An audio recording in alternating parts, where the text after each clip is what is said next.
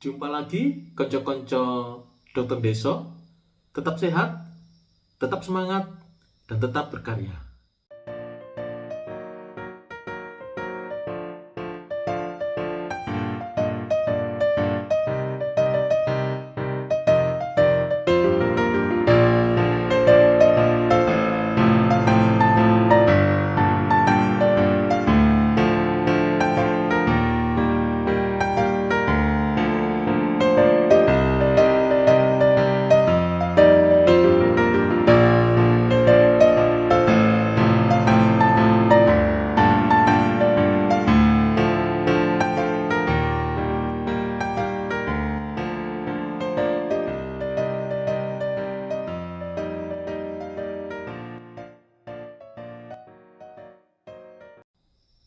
Beberapa waktu yang lalu, saya kedatangan seorang pasien, ibu hamil 4 bulan, dengan kehamilan anaknya yang keempat, di mana dia sudah memiliki 3 anak hidup sebelumnya.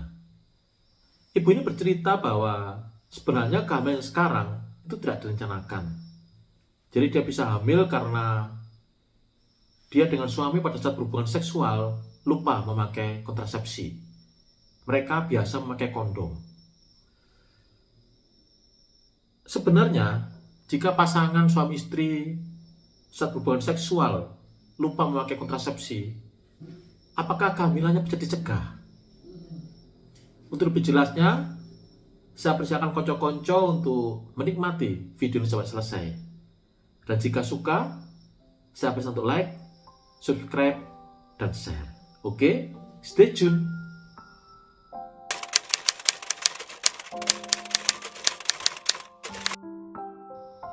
Kontrasepsi darurat adalah alat kontrasepsi yang dipakai setelah pasangan melakukan hubungan seksual tanpa memakai kontrasepsi apapun.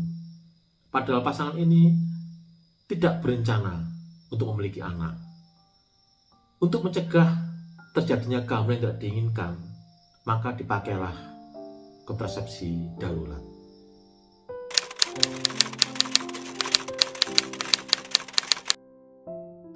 Ada 2 manfaat dari kontrasepsi darurat. Yang pertama, untuk pasangan yang sudah berhubungan seksual tanpa memakai kontrasepsi, padahal hubungannya dilakukan pada masa subur. Dan pasangan ini tidak berencana untuk memiliki anak. Yang kedua adalah untuk korban perkosaan, di mana perkosaan diduga dilakukan pada masa subur. Pada kedua kasus, untuk mencegah terjadinya kehamilan tidak diinginkan, maka dipakailah kontrasepsi darurat. Ada satu tips untuk teman-teman dokter yang mungkin memeriksa wanita korban perkosaan. Jangan lupa menanyakan riwayat menstruasi untuk menentukan masa suburnya dan apakah perkosaan yang terjadi pada masa subur. Ini penting karena jika kejadian perkosaan terjadi pada masa subur, maka perlu diberikan kontrasepsi darurat untuk mencegah terjadinya kehamilan yang tidak diinginkan, yang bisa menambah beban fisik dan psikis bagi wanita korban perkosaan tersebut. Nama lain dari kontrasepsi darurat adalah kontrasepsi pasca senggama atau morning after pill. Terkadang ada pasangan yang memang tidak mau ber-KB, namun setiap kali selesai berhubungan seksual, mereka rutin memakai kontrasepsi darurat. Ini jelas hal yang salah. Kontrasepsi darurat hanya dipakai dalam kondisi darurat, dalam kondisi di mana pasangan memang benar-benar lupa memakai alat kontrasepsi, bukan untuk dirutinkan, karena kontrasepsi darurat juga memiliki efek samping yang tidak ringan pada pasangan.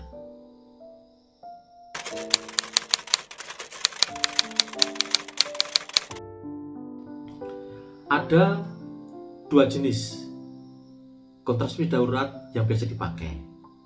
Yang pertama adalah KB pil. Ini bisa berupa KB pil yang mengandung progesteron saja atau KB pil kombinasi yang mengandung estrogen dan progesteron. Yang kedua adalah KB IUD atau spiral.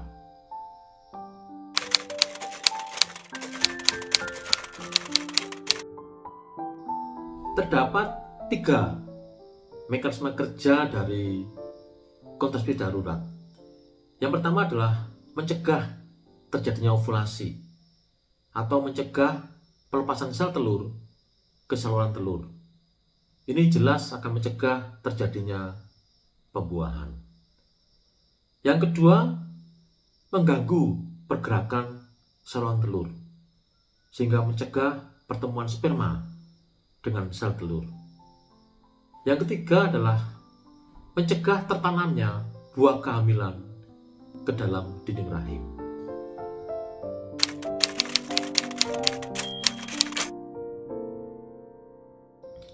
Pil KB hanya efektif sebagai kontrasepsi darurat bila dipakai dalam 72 jam pertama setelah berhubungan seksual.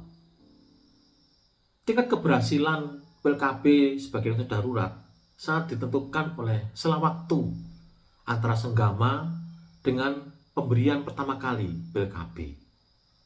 Semakin cepat pil KB diberikan, maka semakin tinggi tingkat keberhasilannya.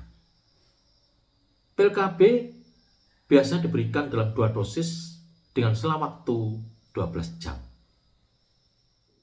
Jika jarak antara minum pil KB dengan berhubungan seksual kurang dari 24 jam, maka kegagalannya adalah sekitar 0,4%. Jika jaraknya antara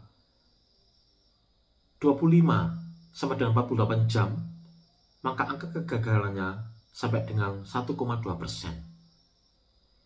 Jika antara 49 sampai dengan 72 jam, maka angka kegagalannya sampai dengan 2,7%.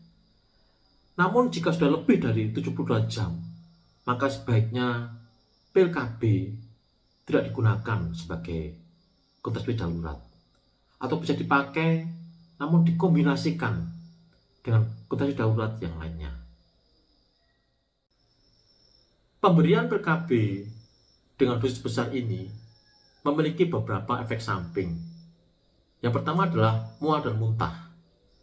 Jika muntah terjadi dalam 2 jam pertama setelah pemberian, maka sebaiknya pemberian diulang lagi. Yang kedua adalah nyeri kepala, pusing, dan rasa berputar. Jika ini terjadi, maka sebaiknya ibu istirahat dan diobservasi dengan baik. Yang ketiga adalah menstruasi yang tidak teratur.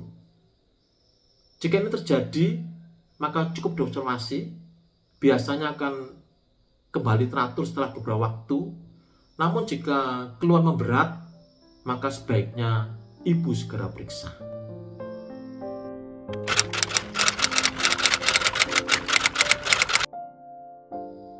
Jika senggama terjadi setelah lewat dari 72 jam, maka pil KB sebagai kontrasepsi darurat sudah tidak lagi efektif. Dan sebagai gantinya adalah IUD.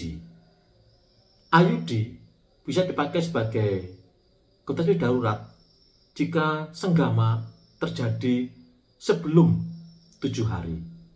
Jika sudah lewat dari 7 hari, IUD pun juga tidak efektif. Efek samping IUD seperti biasa adalah berupa kram-kram pada perut bagian bawah, ataupun juga keluar flek-flek perdarahan. Tetapi ini terjadi memang karena IUD adalah benda asing, jadi tubuh perlu adaptasi. Dan seiring dengan berjalan waktu, maka biasanya keluhan akan menghilang. Namun, untuk wanita dengan riwayat infeksi menular seksual atau sedang menderita infeksi menular seksual, IUD merupakan kontraindikasi karena pemasangan IUD akan menyebabkan infeksi semakin menyebar ke dalam organ reproduksi.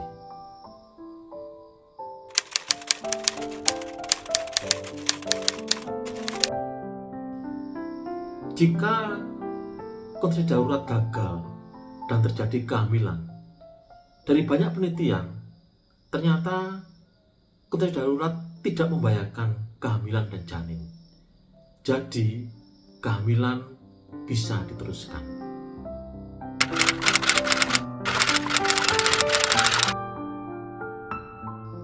Sebelum menutup ulasan kali ini, ada beberapa poin penting yang ingin saya bagikan. Yang pertama, untuk pasangan yang lupa memakai kontrasepsi pada saat berhubungan seksual, padahal tidak menginginkan untuk punya anak, maka jangan lupa memakai kontrasepsi darurat. Atau untuk teman-teman tenaga medis yang sedang menangani pasien korban perkosaan, jangan lupa menanyakan riwayat menstruasi. Dan jika mencurigai bahwa perkosaan terjadi pada masa subur, maka sebaiknya diberikan kontrasepsi darurat. Poin yang kedua, angka keberhasilan dari kontrasepsi darurat sangat tergantung dari selang waktu antara senggama dengan pemberian pertama kali dari metode ini.